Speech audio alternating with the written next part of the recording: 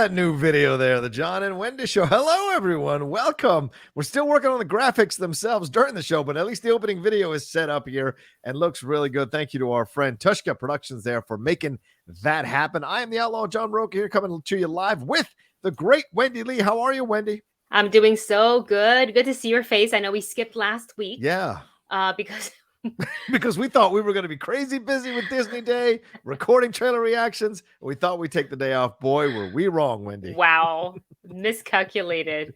Oh my God. But it's fine. It's fine. I am sure we had other things that we were also, working on. So it was okay to take a week off. But we're back. Yes. And there's some fun stuff to talk about this week. So I'm excited. Yeah. To get into it. Everything dropped today. Everything. All kinds of stuff broke. Yeah. All kinds of stuff broke here on the as we were coming live here on the channel and talking about all this stuff. Pretty incredible stuff to see. Marvel with Delroy Lindo. There's a casting here for Blade. There's also the big news that ScarJo, after receiving an award the other night from the AFI, I believe, Kevin Feige revealing that there's a super secret Marvel project that she's a part of. We also got Sabine Wren being cast in AHSOKA. That is madness. So there's more coming, I'm sure. And then we got so much more to get into Disney Plus Day and what have you. So we're going to jump into all of that stuff here as we go along. And we're live on Twitch, and this will be up later on the YouTube channel as well. So please feel free to send in some support, send in some coins and all that stuff that you want to send in here as we're in some bits as we're here on the Twitch channel live. Wendy, yes. Anything more to say before we start, or should we just get into it? We got a big show.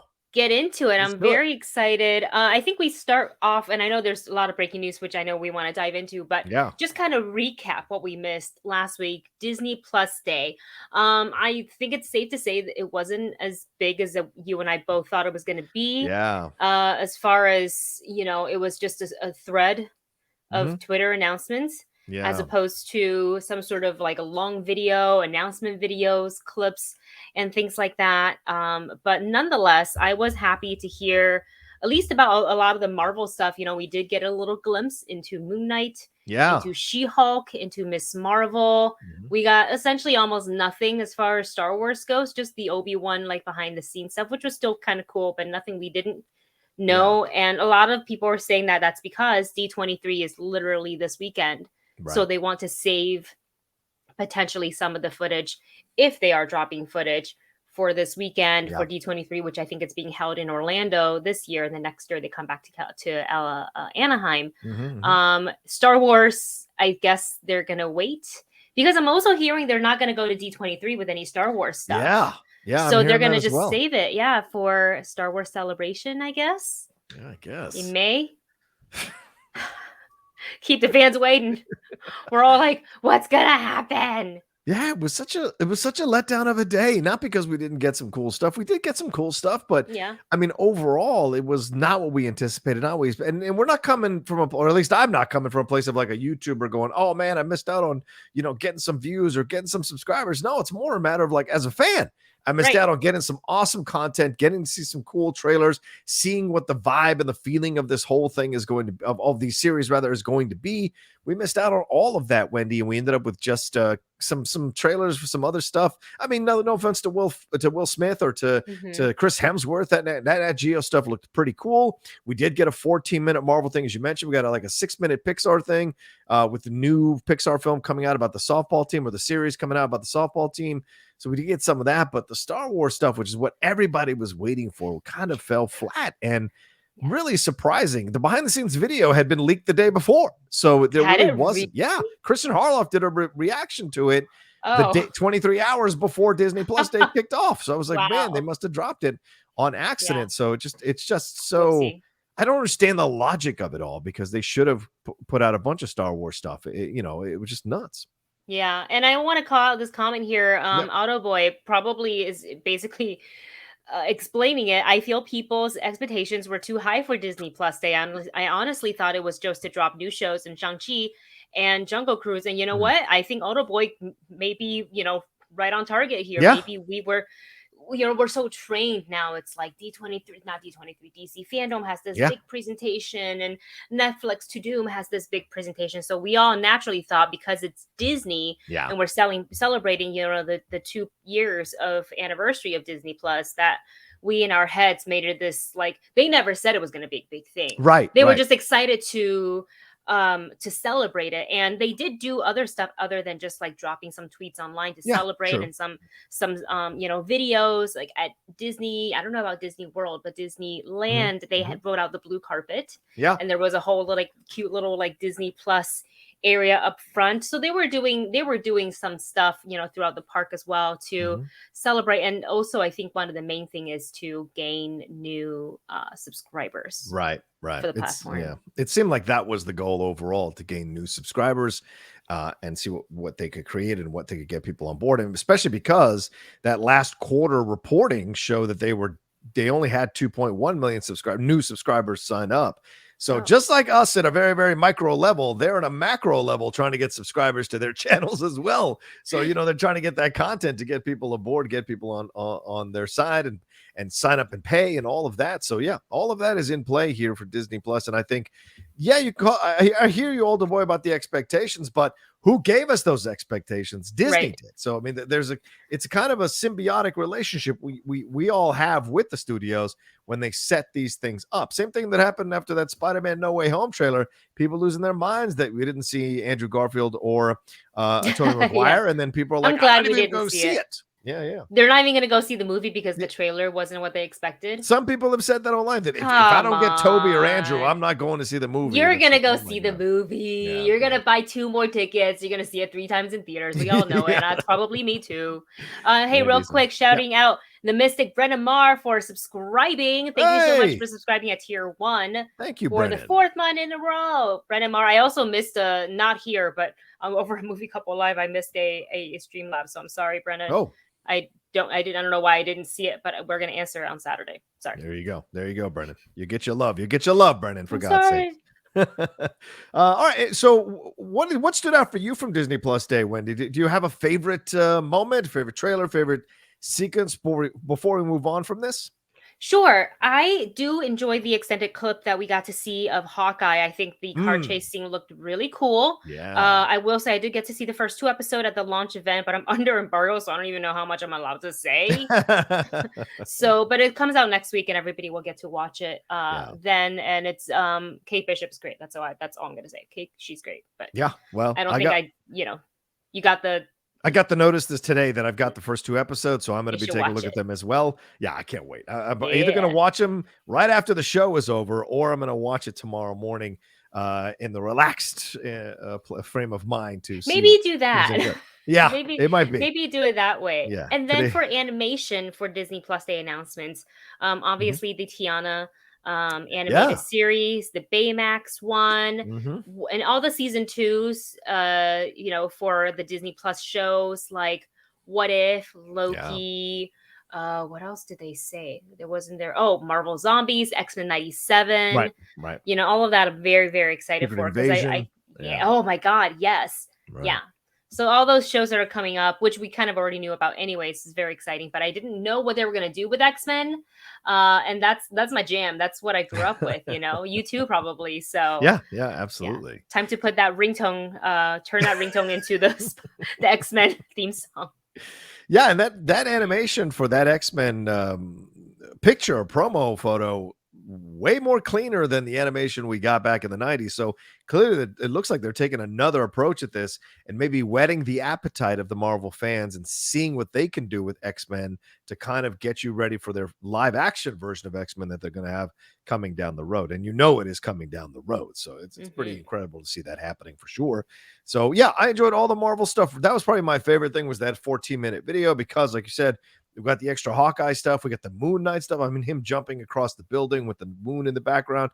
That was pretty awesome. We also saw him like down on the ground in some sort of fight. And he's waking up and he's like, oh my God, what have I done? She-Hulk, seeing her from behind. Pretty cool to see that. Going to be more of a regular look to her rather than an overwhelmingly large She-Hulk. So that's cool to see how they're going to approach that. Ms. Marvel stuff, I liked it. I know some people thought it was a little bit like, oh, it's a high school. I'm like, yeah, Because she's in high school. Like, it's not going to be like right. a fully well-constructed outfit. Like, it's going to be her figuring it out. Yeah. You know, and it also may be a tribute to Captain Marvel because she's such a big fan. So people are like, it looks homemade. I'm like, well, so was Peter Parker's in the very beginning. Nobody complained about that. Right. So was the Flash's Barry Allen stuff. Yeah, the Barry Allen stuff is kind of made at his home as well. So I like that. But plus, I like that line when she said, you know, a brown person from New Jersey isn't usually the one saving the world. And so that was really great to kind of let you know what they're leaning into. So yeah, overall, that's Marvel once again ruling the day, winning the day. So no surprise there. And unfortunately, Star Wars really dropping the ball a little bit. So hopefully the next time when they start screening stuff, it'll just blow your socks off, because that's what people are waiting for sure. Yeah, I'm curious to see what's going to happen tomorrow. For sure. Yeah. All right, where are we on to next?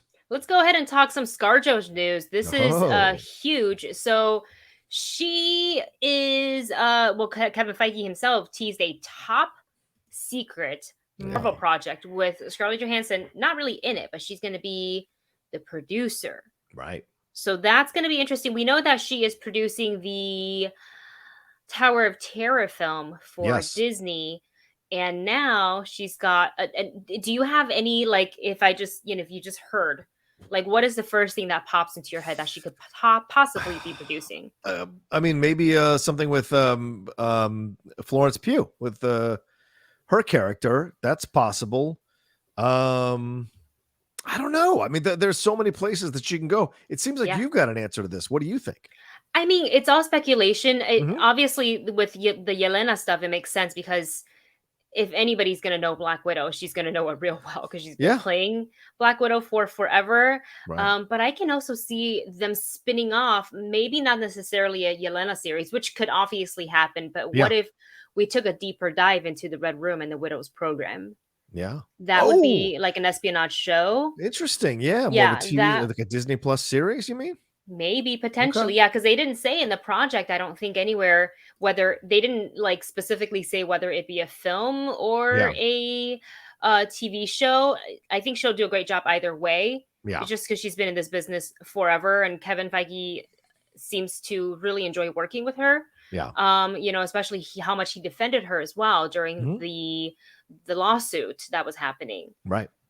So I'm so curious because to me, it just makes sense. Like, okay, she's been Black Widow forever. What's the next connection? It's Yelena and the Widows. That's where my mind immediately goes to. But like, what if it's something completely different? Yeah. Like a character we haven't even gotten to meet yet. Yeah, certainly possible. And why not? I mean, this woman is, she's come such a long way in my mind from like the Horse Whisperer and Ghost World, you know, where you weren't sure if was she going to actually become something, and then dealing with the barbs as she got into Black Widow and playing that character in the Marvel universe and having her being spoken of like a piece of meat by some of the guys in the actual movies, and then seeing her have to deal with guys making those comments about how she's kind of, you know, hooking up with all the Avengers, all those jokes at her expense. And here she is, just steely-eyed, doing her thing, pounding through, creating her own path through Hollywood here. And now she's the one sitting out here executive producing a project with Disney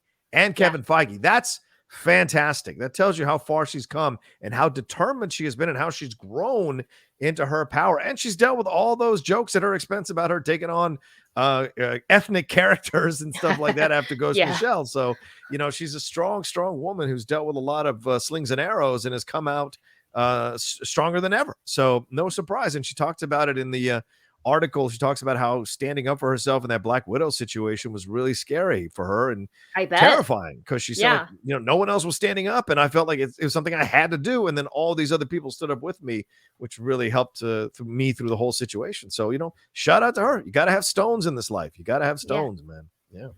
Yeah. So we'll see. We'll certainly see. That was a brave situation, because I think the lawsuit could have gone one like. Oh yeah. Like. Could have dragged out. Could have dragged out. It could have maybe like caused her to lose jobs, which is like, I was like, you're not use Scarlett Johansson in something, because she's, you know, trying to get her the money that she deserves. Exactly. But in any case, very excited for her. And I did another quick read on the article. It does say a non-Black Widow related project. So I think we can maybe take Yelena and the Widows off the table. Interesting. Maybe she could do a Hulk thing. Maybe she's doing that A-Force. Remember, a lot of people have been wondering about A-Force, right? That's a possibility. Yeah, I like that, actually. Yeah. I like that. I like that.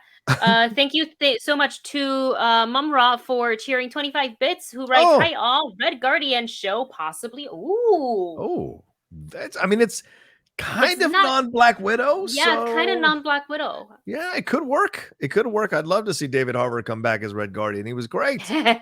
He was great. Does he talk about me? That's all I want to know. Does he talk about me? He's great.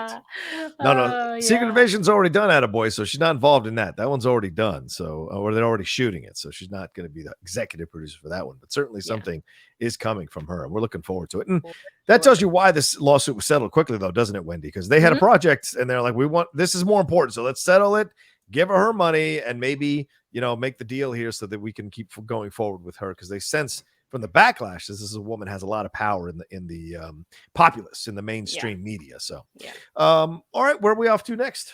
Let's talk a little Blade talk. One of our fave actors, Delroy Lindo, is joining. He's now in the MCU. He's going to be in Blade, starring, of course, Mahershala Ali as Blade, as the human vampire hybrid. So you probably know Delroy Lindo from, if not from The Harder They Fall, then definitely by The Five Blood. Yeah. Which he, I feel like, was, definitely deserved an award. For that. I think he was nominated, right? But I don't think he got. Right. Yeah. But either way, I am always happy to see more of him. So them putting, like, Disney recognizes talent, and I think they're like, this man needs to be in the MCU. So this is super, super exciting. There is no I don't think any confirmed fact that just kidding. So yeah, we don't have a confirmed fact that who he's going to play, but Variety is saying that a very strong possibility is that he's going to be playing Jamal Fari, who in the Marvel comics is the man who raised and mentored Blade. Right. Which can make sense. I mean, I don't even care. I just know that they wouldn't cast Delroy in a Blade film without giving him a very important role. I agree. And this is, what do you call it? This is the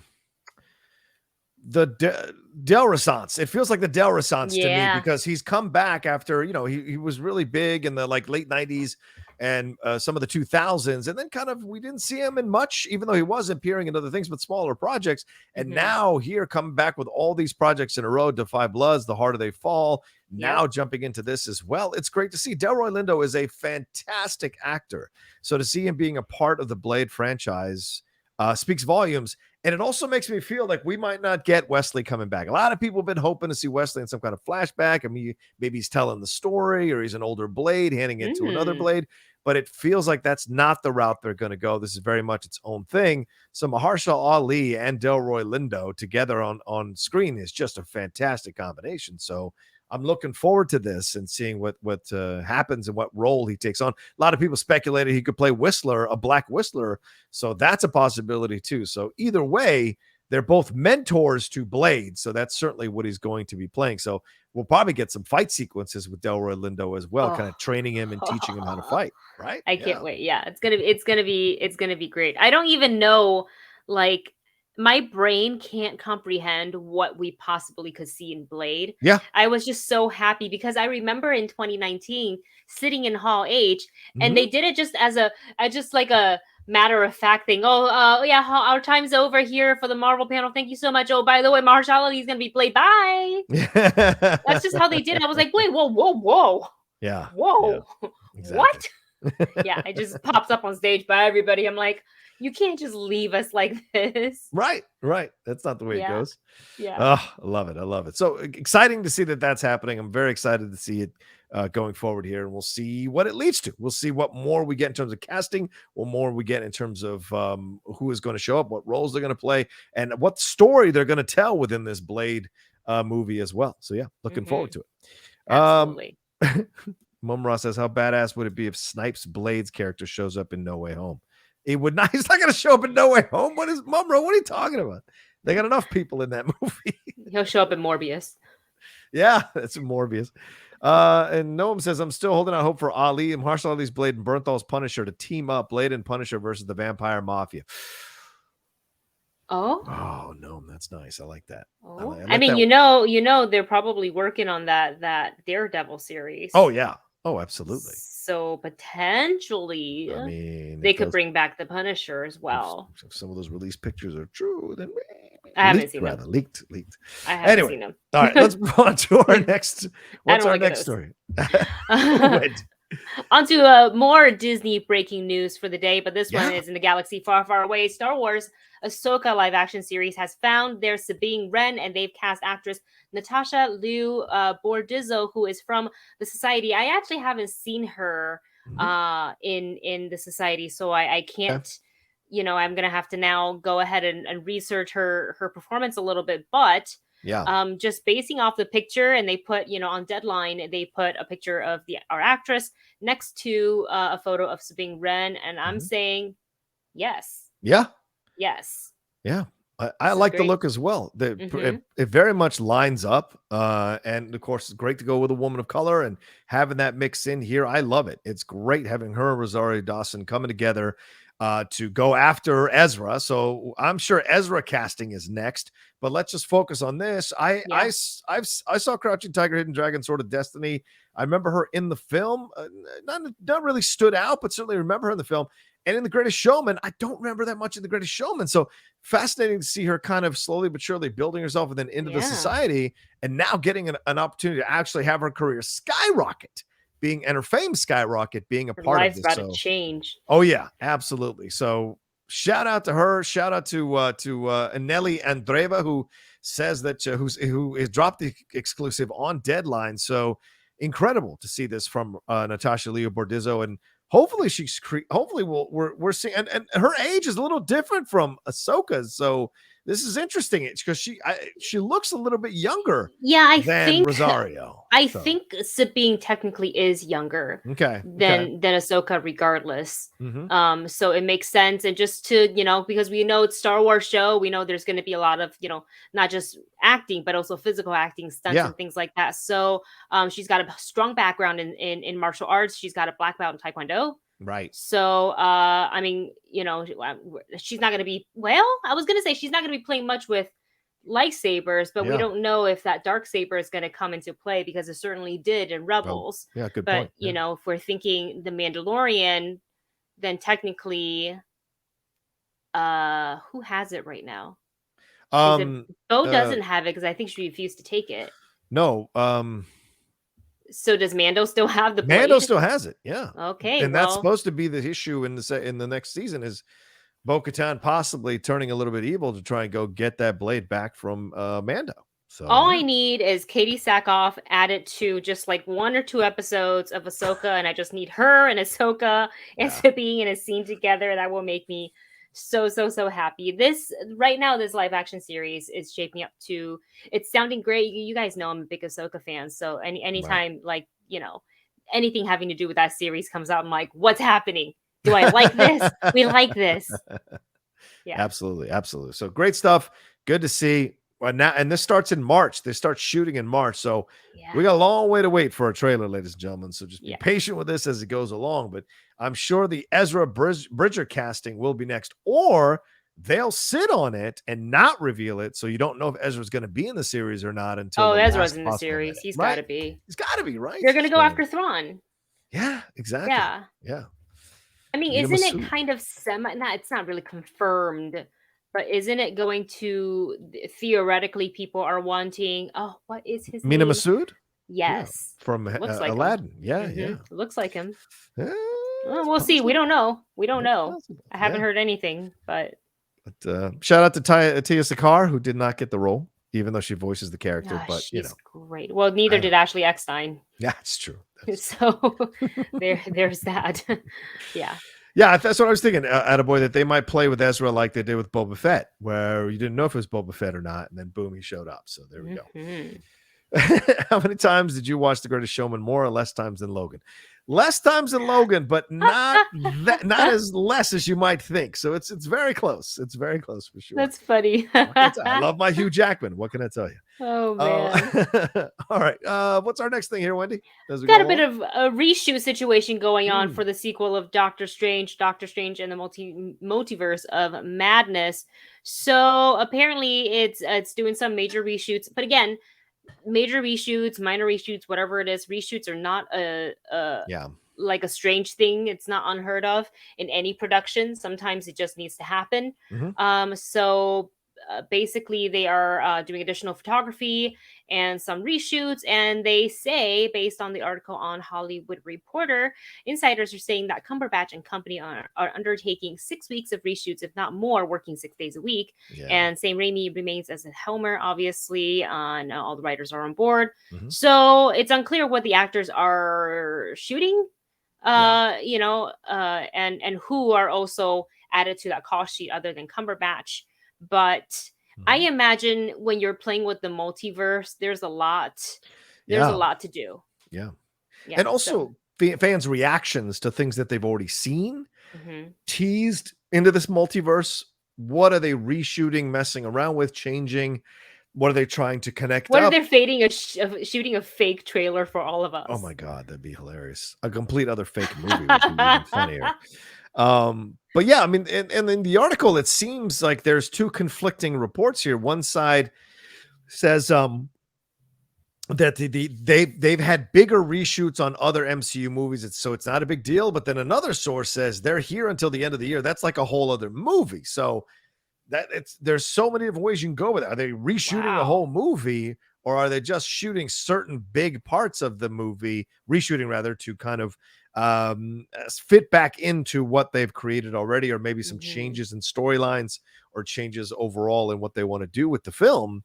So they're going back and reshooting that. So something tells me they want to get it right. Marvel's been really clear about it at this point. Wendy, you know how it is. Like, you start building that Jenga tower, you get way more careful every single level you get to, because you don't want it to all fall down. So I think they're being even more careful now, Marvel, with all their stuff. Probably and also some of the backlash from the shows has been there, and people's frustration with the Eternals. I mean, you can't tell me that doesn't or hasn't played a part in this possible reshoot. Maybe it's certainly possible. Yeah, certainly possible. But again, reshoots are not new. And I don't want to make too big of a deal out of it. I do like that they're also, just to throw it out there, they're also shooting, I believe, in the UK. So it does say in the article here, another reason for shoot concerns, compensating for COVID-related production slowdowns.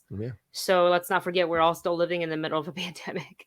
Right. Exactly. Just because these things feel a little bit more normal than it has the last year, doesn't mean that, like, the virus isn't still affecting people and putting people in hospitals. So, being on productions when you've got, I don't know how many crews allowed to be on the set on the same day. Like, rules might be different shooting there than it is in LA. So that could probably factor into why they had to do reshoots. Yeah. I don't disagree with you. All right, let's move on to our next story here. Something to do with Avatar. This is all Wendy's, because I've never seen the show. I don't know much about the show. Well, you guys talked a little bit about it on Geek Buddies, right? Yeah, we did. We touched on it with Iro and whatever. That was, again, Michael and Shannon, because they've seen the series, talking about it. I only chimed in that I like these actors and that I dig the fact that they're staying with the Asian cast and not veering out to try to take a chance to cast someone who isn't Asian. I like that they're doing it this way. So yeah. Well, as soon as it was announced, I saw the photo and I saw that it was the one and only Appa, not to be confused with Appa Yip Yip from Avatar: The Last Airbender, because there is a flying bison also named Appa in the show. But the actor Paul Sung-hyun Lee is going to be playing Uncle Iroh, the tea-loving Uncle Iroh, who serves as Zuko's kind of guidance and mentor and confidant throughout the series, and it's just almost one of the characters I would say is like the heart of the series. So when I felt that they didn't give him the best portrayal in the other Avatar film, I'm really happy that we have the right person. Even just looking, if you take a look at Uncle Iroh in the animation, if you take a look at this picture that they picked of Paul, with the facial hair and everything, looks just, I don't know how I didn't even think of it Yeah. When I was thinking like who else they're going to add to this cast, but this is perfect. And then we have Ken Leung as Commander Zhao. We saw him in The Force Awakens, who technically was a good guy, but he's got one of those faces who can he's versatile. He can be good or bad. And Commander Zhao is like you gotta he's feared. Yeah. In the fight, he's Fire Nation, so you know he's a bit aggressive, if you will. And then we have Kim K-soo as Gyatso, who is one of the last air nomad monks, and who is kind of in a way a father figure to Aang. And I'm just happy. It looks like they are really, like you said, paying attention to the casting, making sure that they don't just like the character doesn't, you know, the actor's physical appearance doesn't just mirror the as best as they can the animated series, but also when you look at these actors' faces, you can go, I can see them in this scene. You know, I can see Uncle Iroh sitting down with Dallas Liu having tea, and him getting impatient, and Iroh going on and on about how tea leaves and they blossom and they have to, you know, I don't know what. All those but things. Yeah, I'm very, very, I hope it's good. Yeah. That's all I want. I really hope it's good, because that movie scarred me so badly. Yeah. Yeah. And, you know, with Cowboy Bebop coming out this weekend as well, another, you know, Asian-led project, we're hearing some not so good reviews and some good reviews. So, you know, you don't want to, you hope that this one comes out and just knocks it out of the park, because it's such a fantastic cast they're assembling here for this project. Yeah. So looking forward to Avatar. We'll definitely be keeping our eyes on all of it. Like, have they started shooting or? Not that I know of, because they're still assembling the cast. So I want them to hurry up, because the kids grow up fast. You know it. You look how big the Stranger Things kids get. I know Finn Wolfhard. Them trying to tell me that he was in high school was ridiculous. I was like, come on, that guy's in college. How old is he? No, is he really? I don't know. It looked like it. That's for sure. I mean, let's look at his age. I'm gonna. Wait, I got in trouble for this. He's 18 years old. You leave him alone. He's still in high school. I graduated high school at 18. What are you talking about? He's like about to graduate, or he has graduated. He's not in college yet. If he's even still going to school, for God's sakes. Well, you have to. The Cougar on set. Yeah, you have to. Yeah. Is it McKenna Grace or Grace McKenna? McKenna Grace. All right. I got in trouble in my review because I kept stumbling and saying McKenna Grace and then Grace McKenna. So I got in trouble. So I did the same thing with Channing Tatum for a long time. Yeah, it's two first names. Oh, Tatum Channing. I could totally see that. Yeah, I did that for a while, so I would always make a point to like, what's his name again before I say. And even then, I'm like, what is it? A couple of people in my comment section, YouTube, were like, dude, I stopped watching when you couldn't get her name right. I was like, all right, y'all calm the fuck down. She's a star. Yeah. She's a star. You know who the fuck I was talking about, didn't you? That's just ridiculous. So it's ridiculous. Did you like it? No, here's what I said. Not so much. Okay. I thought it was an okay film. I liked it. I didn't love it. That's what I said. I liked it. I didn't love it. It's a 70% film. So I'm not gonna make it rotten, but certainly. Well, no, 70%. I was hoping it would be much better, and it wasn't for me. Okay. But other people, a lot of people who are commenting on my review, are like, "You're insane, Rocha. I loved it," and the audience I went with loved it. So for me, it's like, great. I'm glad you had a great time. I'm glad people loved it around you. Yeah. I wasn't trying to bury the film. That's why I always lead my reviews with, "Here's everything I liked," and then I get into the things I don't like, because it's just kind of like. I want to put a positive spin before we talk about the stuff that I'm not so happy about. So so I don't have a problem with people having a different point of view. That's okay. Just when people get upset when your point of view is different, it's like, what are you talking about? Come on, grow up a little bit. Anyway, all right. So and our last story here is Britney Spears is free, Wendy. We've been talking about this for I think the entire time we've started since we started the show.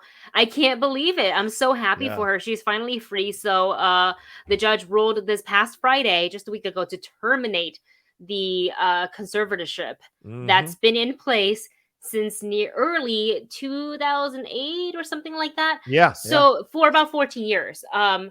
So she is going to be 40 this year. I looked up her birthday. She is 40 in December of this year, who is now finally can be like an actual human being and walk around and actually spend her own money and go see her kids. And if she wants to get pregnant and have a baby, she can do that. Yeah. And go see her boyfriend without having to check in with her handler. Yeah. I cannot believe, like, you have to be mentally so strong for that whole situation to not break you. Oh, yeah. Right. It's really incredible. So this is the judgment is effective immediately. Mm-hmm. So obviously the fans have been championing for this awful conservatorship to end, and I hope that this moves forward to have people look at, you know, not just big cases when it has to do with conservatorship, but others, because like I don't know if did you see the movie I Care a Lot?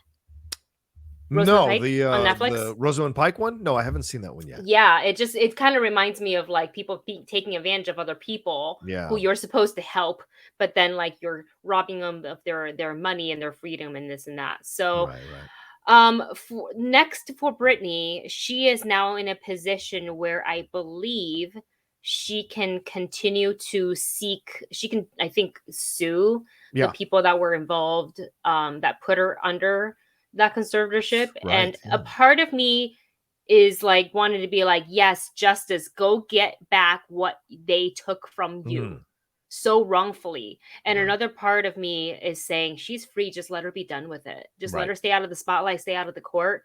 Let her make music whenever she wants. Let her do her own thing for, you know, a little bit. But it depends on what she wants to do, because I feel like when she, you know, if and when she wants to, you know, sue, then it'll put her back in the spotlight again, and like who knows what nasty things they might say about her. And it's like I don't really want her to have to go through that again. Yeah 100% agree with you. So and she said that she's like nervous about what to do next. What do I do now? So, you know, when you may rail against the leash, but then once you're let off the leash, you got to figure out how to still construct a world that you can exist in, because it's real tempting to just go hog wild. And so I wonder if she's going to, and of course I'm talking about a figurative leash, not a real leash.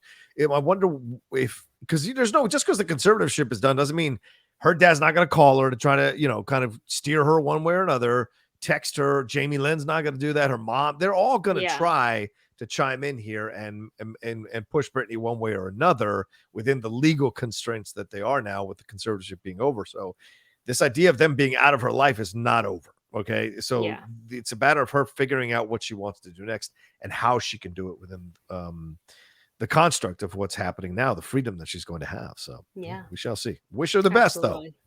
Happy for her, and hope that she just stays safe and live, you know, just like sleep for a week or something. Just like take a really hard power nap. Exactly. And I hope all the fans who are crying for Britney to be free aren't going to turn around and start judging her with all her posts or whatever she does and start like, you know, going after her, making these comments on social media, because that's terrible too. So if you asked for her to be free, you went crazy because, you know, she was under the conservatorship. Now that she's free, let her live her life. Let her make mistakes. Let her, just like you do, let her do all those things overall, so that, you know, you're not turning it around and browbeating her back into another conservatorship. That's the last thing that needs to happen, because the reason she got into this is because the fans were going after her on social media, all the publicity hounds, all the paparazzi, and that's why she shaved her head and was going crazy with that umbrella. She had a break, so don't push her into that break by criticizing her. Let her live her life. That's what I'm saying.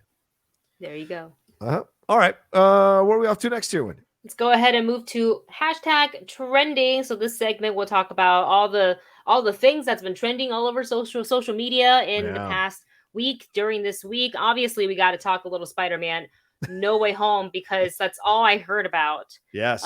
Even with, I muted Spider-Man, like a couple keywords like Spider-Man. Yeah, I have to.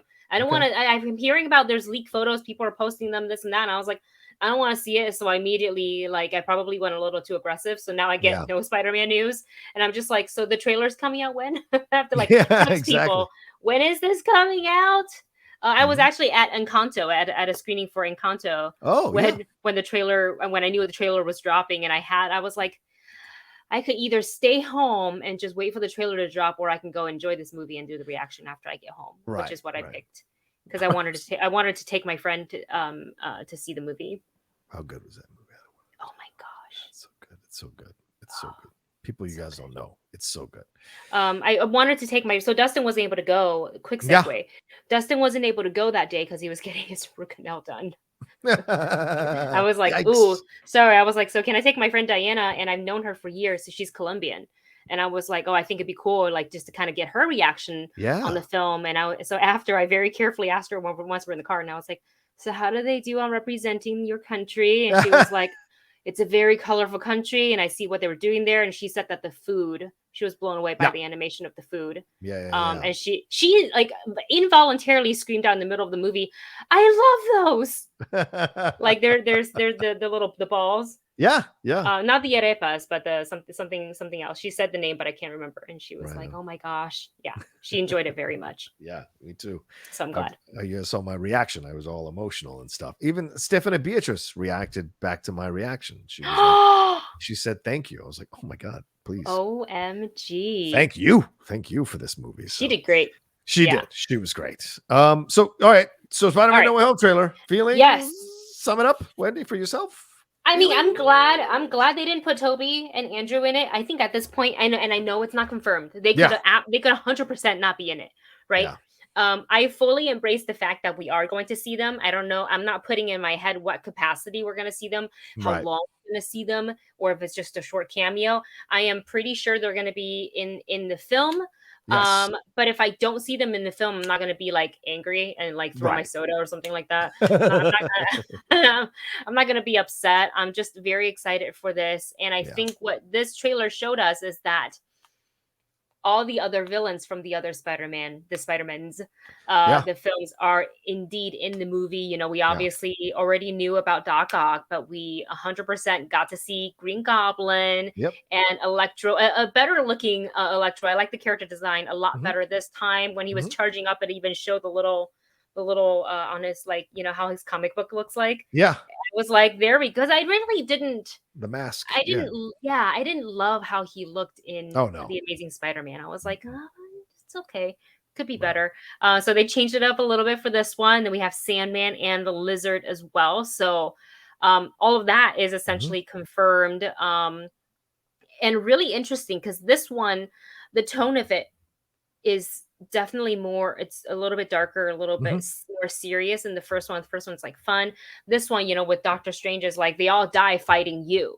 And then Tom Holland with his freaking acting that makes you want to cry. The acting in a good way. Yeah. Because it gets you emotionally. I can't save everyone. I was like, oh God, but you don't have to. It's okay. And then of course MJ falling off of the scaffolding. Oof. Oh my God. It brought me back to two moments. That brought me back to two moments. And I was so caught up in the moment, my mouth stopped working and my brain stopped computing. Yeah. I was thinking how it mimicked the feeling I got when Andrew Garfield Peter couldn't reach Gwen Stacy in time. Right. But it also mirrored when Kirsten Dunst was falling off of, you know, when Green Goblins had the bus and the thing, and it was like your choice, and he let go of both, and she fell, and she kind of screamed in that way as well. So it reminded me of both, and I was like, okay, which Spider-Man's going to save her? Which one? I know a lot of people speculating that it's Andrew Garfield is going to save her to kind of make up for not being able to save Gwen Stacy. I will cry if that happens. I will cry. We'll see. You don't think? Maybe? I don't know. Michael brought up on Geek Buddies brought up a good point. He's like, why would they give closure to Andrew Garfield when it's Tom Holland's series? And I was like, I see your point. I don't know that I agree with it, but I see your point because I think everybody is going to watch all these movies again before they go see Spider-Man No Way Home. I know I'm doing that. Yeah, absolutely. No, I see his point too, but I also it's such a big redeeming because he couldn't save the woman he loved, right? And he's going to help save MJ if he can to avoid another Peter Parker having to go through the pain that he did. Well, it's just like in the Spider-Verse, right? Peter B. Parker used the stuff that Peter Parker had created to help out Miles Morales and all this whole situation, all the different versions of Spider-Man and Spider-Women with Spider-Gwen. Where they're involved in all and got involved in all of it. It was still very much Miles's story, even though there were all these spider people. It was still very much. A lot of people were afraid Tom Holland's going to lose his own story. No, it's going to be Tom Holland's film. Don't worry about it. But we're not going to get Andrew Garfield or Tobey Maguire being all through the film. No way. They probably won't even show up till the end of the movie. Yeah, I agree with that. I don't think they're going to be. I think it's maybe when Doctor Strange says they're coming through now and I can't stop them. Yeah, maybe. Yeah, that could be it when the sky is like crackling and heaven. Of course, like Dustin and I joke about how Finally, we're gonna get to see Mephisto. Yes, Mephisto's coming. Giant, yeah. Mephisto, come through. Mephisto, come through.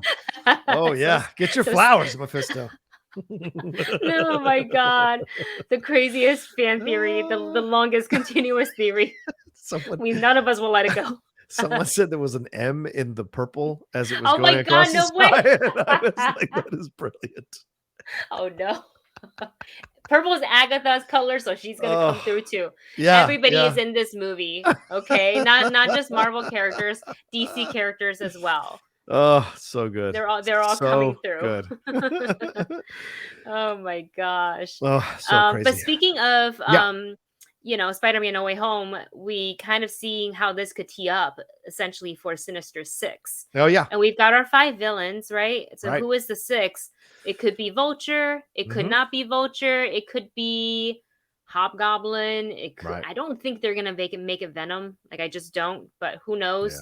Yeah. But speaking of Vulture, or should I say, I called him Vulture. Michael Keaton was on Jimmy Kimmel and said that he is going to be returning as Vulture again in a future Marvel film. And he says, "I'm shooting tomorrow. I'm shooting Vulture stuff." Yeah. What is this Vulture stuff? Vulture, I don't know. I mean, is he going to be part of this thing? And I think Vulture might be the Morbius stuff. Possibly. It's the Morbius stuff for sure, but that's not Marvel. That's Sony technically. Maybe if maybe Disney Plus shows. Maybe that's a possibility. That's a way to kind of keep him sort of in the MCU, but not fully in the theatrical MCU. So that could be a possibility for sure. What are the ones coming up? Would he wouldn't be in Moon Knight? Would he be in She-Hulk? Would he be in any of the other ones that were coming up in Disney the only Plus? thing I can think is Morbius and No Way Home, and that's not after those two. After No Way Home, and so Dustin's got this theory, and I think I've said it on the show too. He thinks that after No Way Home, that's why they titled it No Way Home. It's because then they're essentially moving Tom Holland Peter into the Sony cinematic Spider-Verse. You know, as opposed to keeping him on the MCU. Right. Well, what Michael said on Geek Buddies, he said, No Way Home may refer to the fact that Doctor Strange told Tom, or Peter rather, you've got to kill them. They all die at your hands. So there's no way home for these villains to get back. They're going to have to die. Ooh. And I hadn't even thought of that. I hadn't even considered that. And that was like, whoa, okay, that could be possible. Yeah. So you never know. Absolutely. Yeah. My goodness. Look at that. Look at that. Look at that. Yeah, we'll see. Crazy. So amazing. All right. Well, let's move on to our next thing here. What do we got? No, Armor Wars? No, I don't see him in Armor Wars or in Ironheart or maybe Secret Invasion. I don't know. Maybe. I don't know. Maybe. Yeah, I think maybe a Disney Plus show. Yeah, we'll see. Because who knows what else is coming up that they haven't. Marvel's got so many things planned. Oh yeah, that we don't even know. No, you can't keep up. You have to have one channel just for Marvel. So for those of you who run YouTube channels that are just Marvel, it's just all Marvel. God love you, because there's so much to uncover and unwrap with Marvel, for God's sakes, right now. Yeah. And speaking of which, let's move on to our next thing here, Wendy.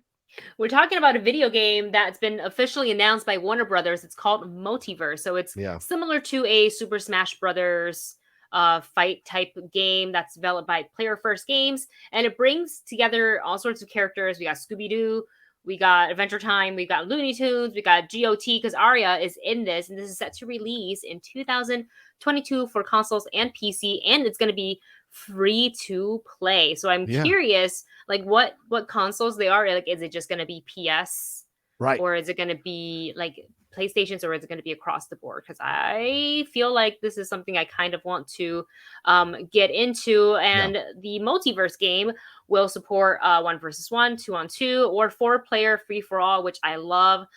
Sets on stages themed around the characters that are available in the game. So you can play in the Batcave, you can play in Jake and Finn's Tree Fort, and so many more. So they've already announced the roster so far. And just like Smash, I assume that they will be, updating the game and adding more characters to the roster. So far, they've announced Batman, Superman, Wonder Woman, Harley Quinn, Shaggy from Scooby-Doo, Bugs Bunny, Arya Stark, Jake the Dog, Finn the Human, Steven Universe, Garnet, Tom and Jerry, and Rain Dog, which is an original character for Multiverse. So this is going to be very, very, very interesting. Yeah, and they brought back Kevin Conroy to voice Batman. Yeah, they did. Tara Strong to do Harley Quinn. They brought back Matthew Lillard to voice Shaggy in the Scooby-Doo situations. That's awesome. And Maisie Williams is actually voicing Arya Stark in the show. Pretty surprising the talent they were able to get for this. And, watching that trailer, it looks like a lot of fun. I mean, it's not my cup of tea because I think I'm just too old for it, but it looks fun. That's for sure. The fight sequences and the jumping up and down and the graphics, the look of the animation within the video game looks fantastic. Oh, yeah. Absolutely. I'm for someone who's, grown up with Super Smash, like this is, I definitely can see the similarities and I definitely want to play. And I think as much as I'm a Wonder Woman gal, I'm very curious to see how Arya's character would play. Yeah. If that matches my play style. But I feel like my play style would be somebody more like Harley Quinn. Okay. Like I think I'd pick her to play. We'll see. That makes sense. Okay. Anything more on that, or should we move on to some K-pop corner? Yeah, let's do a little K-pop corner. Break it down. Woo, woo, woo, woo. So I saw this morning. So we're getting into the holiday season, and naturally, as a stay, I feel like I have to bring you this news.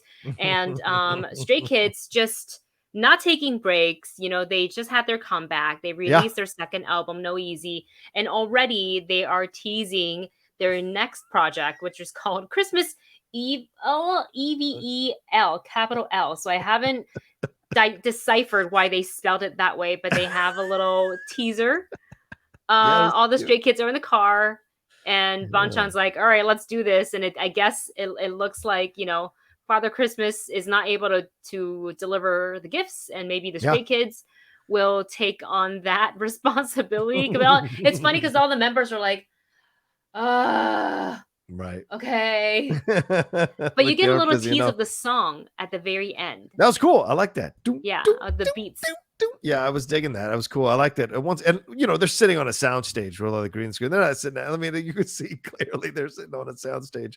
Oh, with a lot of green screen around them, but they're making it work. That's really funny. And so, so it's smart, really smart. Christmas stuff. Get on it now. Get it early. No one's thinking about Thanksgiving. Everyone's focused on Christmas already. So it's I mean, I'm about to go this weekend and buy a bunch of Christmas stuff and decorate the office and decorate the house rather. So that's the way it's going now. So no surprise. Absolutely no surprise here. And it looks cool. I like it. It looks cool. So also the fashion. I know they're just sitting in the car for a 28-second teaser. When we talk about Bangchang up in the passenger seat, he's got just Chanel earmuffs, Chanel sweater. Yeah. I can't with the fashion in the K-pop industry. Every single time I'm like, wouldn't it be cool to have something like that? And then I Google Chanel earmuffs and I'm like, nope. Hard no. Hard no. So it looks cool. We'll keep an eye on it. And shout out to Cheryl who's in here. Cheryl with the hammers. I love having Cheryl in here, and then Cheryl dropping the little Outlaw Nation emoji. So shout out to that. Thank you, Cheryl. Good to see you. All right, take care, Noam. Thank you so much. Says he has to bounce, but good luck at Spectacular. Schmodown won't be the same in 2022. I'm sure, but it's time to go. 7 seasons. I've had enough. If you, for those of you who don't know, it was announced I will be playing Dan Murrell on December 4th as my retirement match. A lot of fun going one more time toe to toe with one of the best players in the game and one of my favorite people on the planet. So it's going to be a lot of fun to go toe to toe with big Dandy. I'm calling him Dandy Dan Murrell, not Dangerous Dan Murrell. That's right. Dandy. Anyway, he's a dandy, just like we're in Outlaws. All right. Wendy, let's jump into the last section of our show here. Yes. And before we wrap it up, coming soon and what we recommend. What do we got?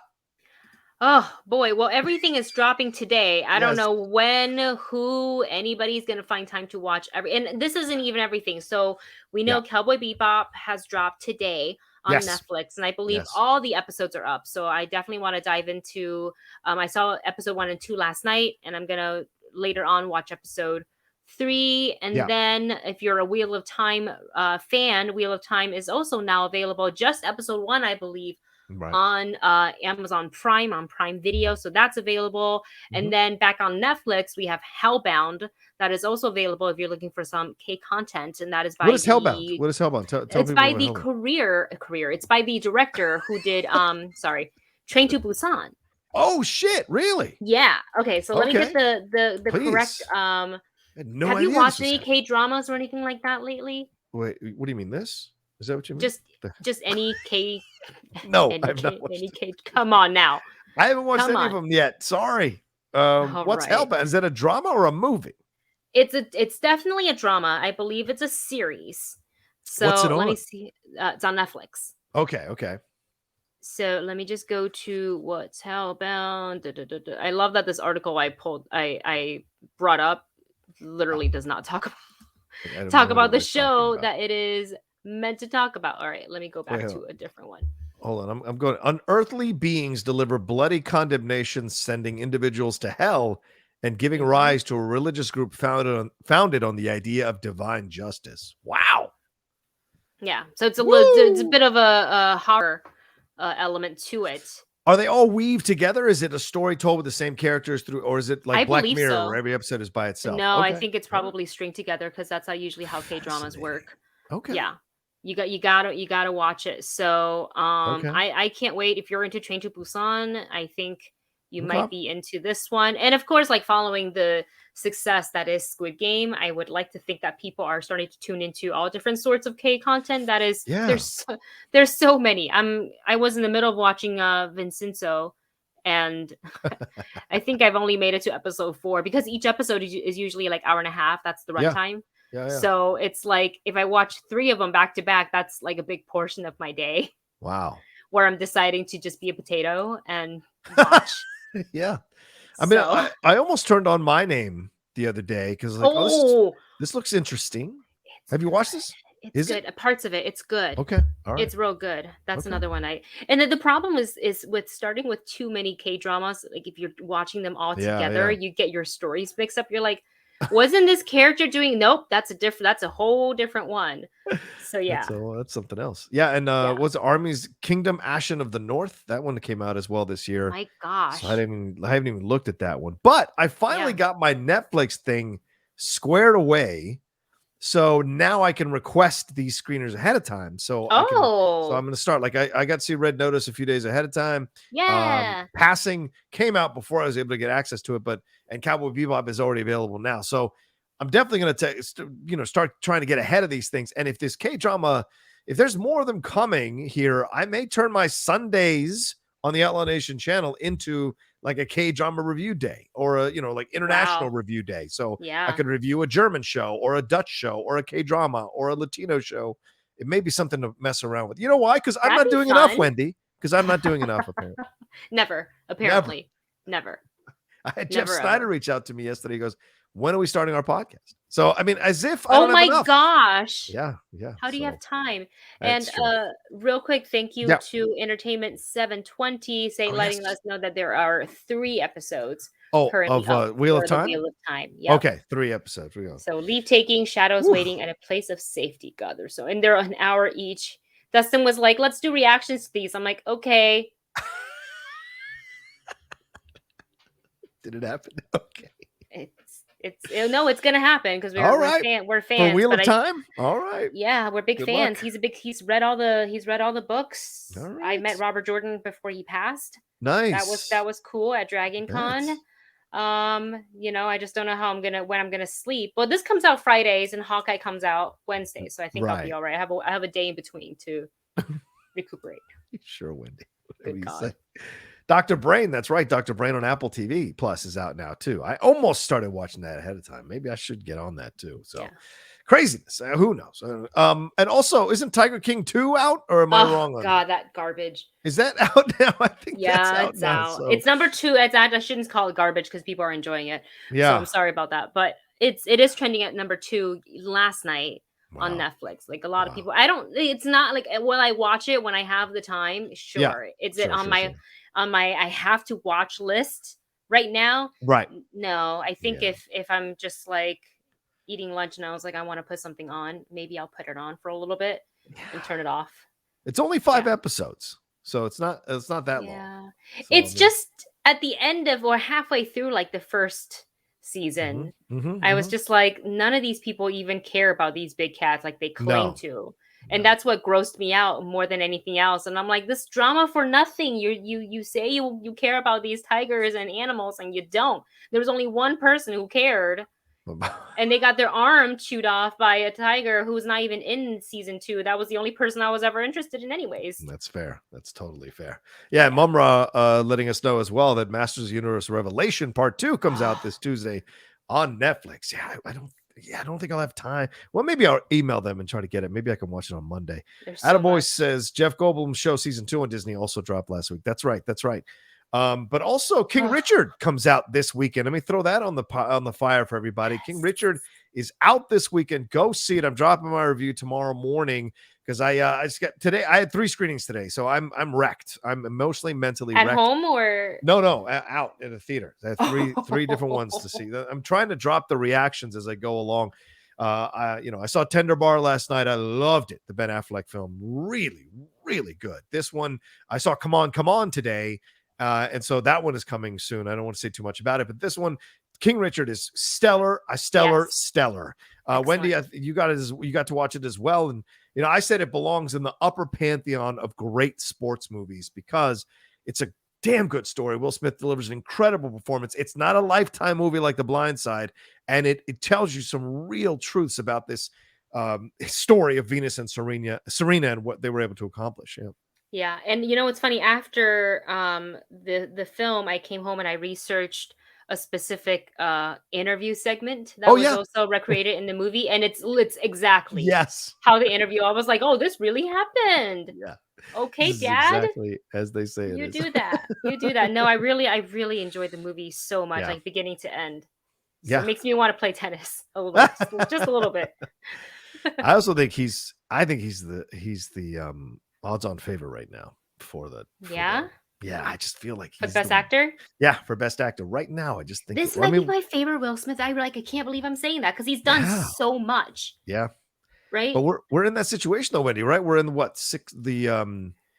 November, almost done with November, and we're heading into December. So there's not that many movies that are still left to come out. Maybe Cumberbatch and Power of the Dog might give him a run for his money. I don't know, but it feels like this is the way to go. And I will throw this out. Nicole Kidman, I think, might get nominated for being the Ricardos. She's incredible in that movie. Incredible. I haven't had a chance to see it yet. Yeah. You think Nicole over Kristen Stewart for Spencer? I haven't seen Spencer. Okay, my thing just came in for Spencer, so I'm gonna watch it sometime soon. I didn't get a screening for that, so I'm gonna figure out where I can get access to. Maybe just go to see it in the theater or whatever. But yeah, I'm gonna see Spencer at some point for sure. That's for sure. Also, Marvel's Hit Monkey comes out in a couple of days as well. So, actually, I think it's out now. No? I think it's out. It's out now on Hulu, so you guys can enjoy that as well. All right, so what's our next thing? What we recommend? What do you recommend? We're recommending people to see, and I am recommending Tick Tick Boom, which is on Netflix today. So it is your finally list of all the stuff. I got to see it at the AFI Fest, and it's, as a musical person, I think you're gonna freaking love it. I don't know if you're a Redhead or not, but I am. Oh my gosh! Then this is Jonathan Larson's story, and I think huge respect to Lin-Manuel Miranda for adapting Tick Tick Boom, because it's not like an easy choice to say, okay, how are we going to do Tick Tick Boom? Because Jonathan Larson had performed it as a kind of like a one-man show, like a rock monologue. Right. Essentially. And then it was after he passed, then there were people who refashioned the show into like a 2 or 3 act thing. And so I feel like Lin kind of took a mixture of both of those and put that in the movie, but keeping it as true as possible. Andrew Garfield you want to talk about performance. Like, I think he's going to get he's going to get a nomination for this. Wow. You don't even see Andrew Garfield. Wow. When you look at him, it's the hair, it's doing the thing. I didn't know that he couldn't sing prior to this. Wow. He learned to sing and play the piano for this role. How can you learn to sing? Because they're British trained actors. They're all good at everything. Look at all of them. Jesus. They're all good like that. Cut it out. They're super actors. British people, you. No, they're great. Alexandra Shipp is fantastic. Oh, that's great. She's in. Yeah. Okay. Robin de Jesus is probably my favorite other character from the film, who happened to have been Lynn's roommate, I think, back in college. And just he's excellent. So you're gonna love the songs. It's gonna you're gonna like love it. You're gonna be like bopping along, and then it's gonna hit you out of nowhere, and then you're gonna like cry into a ball of Kleenex.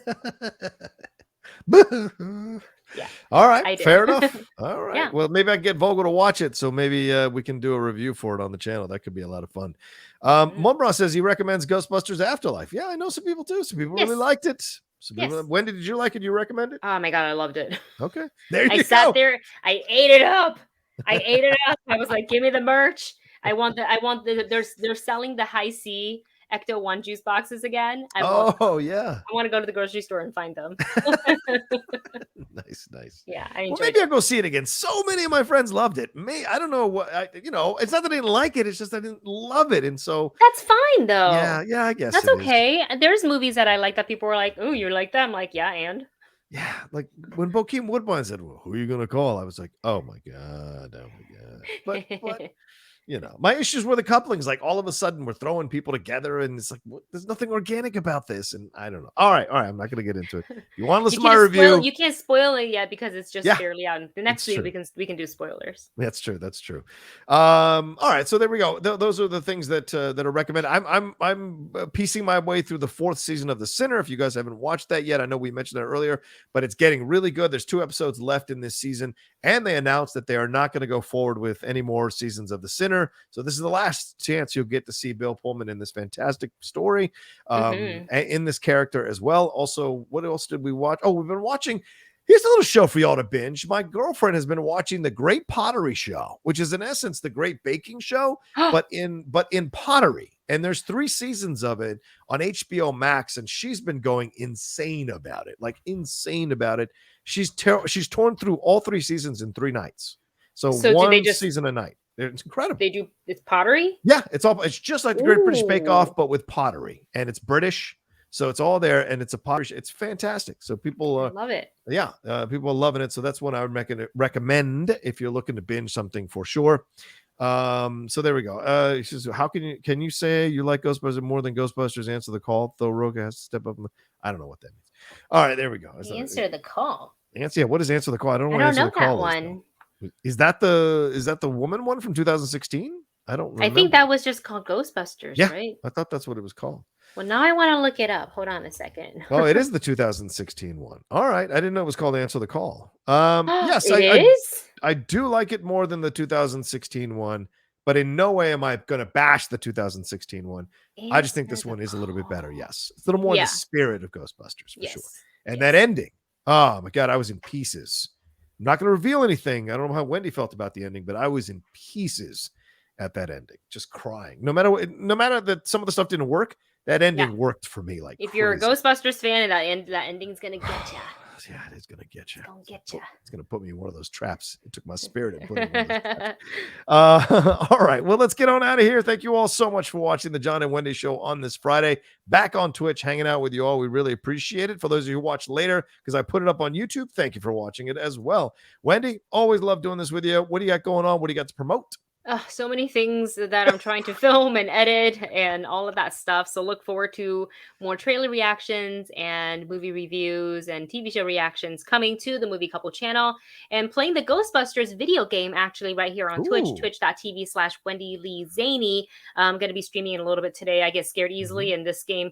It's not as frightening as Little Nightmares 2, but there are some moments because you hear like whispers in the headphones and you're just like, what? No, what is this? I don't like it. And there's a lot of buttons to remember, so you can come and watch me struggle on twitch.tv/Wendy Lee Zaney. Turn it off. There you go. Yeah, great. Perfect. As for me, you can follow me at The Rocha Says on Twitter and on Instagram. The Outlaw Nation here. If you haven't subscribed here, you're just watching, please make sure you subscribe or follow. And also the patreon.com/John Rocha. See all the tiers that are there. We're going to change all the tiers up in December. Going to add a couple more as well. So there's going to be some benefits coming. It's going to be a lot of fun for the Patreon as well. And then my podcast, The Top 10, The Cinephiles, and the Geek Buddies. And we just dropped our part 1 of Shane, 1953 Shane on The Cinephiles.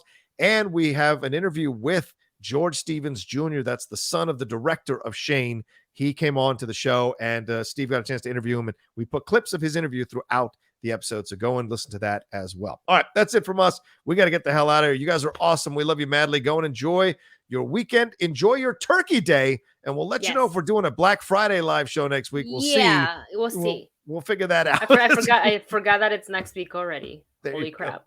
But you all have a great Turkey Day, and if you're desperate for a turkey, hook up with Popeyes. Popeyes does great turkeys. I had one last weekend. It's incredible. So wait, hold on. You didn't drop that at the end of the show. Who are you? I'm telling you that. What? My girlfriend told me about this. I didn't know the idea this was a thing. Apparently, you can order a Popeyes made turkey, and they sell out all the time. You got to order way ahead of time and get it. And so maybe in your area, whoever's listening or watching, maybe in your area, you can go get a turkey from Popeyes. Order ahead of time. Pick it. You can go get it right now. We got ours last Saturday. Do you have to go in the store? Yeah, you go to the store, you get it. You can either order it from the store and pick it up there, or, it's incredible. And they put it, the spices, all of it. It is excellent. It lasted for 4 days in this house. It's fantastic, that damn turkey. So go and get some Popeyes turkey, ladies and gentlemen. Blowing my mind, man. That's my shout out, man. Sponsor my shows. All right, we're out of here. Take care of yourselves. Be well, and we'll talk to you next time with another brand new episode of the John and Wendy Show. Peace.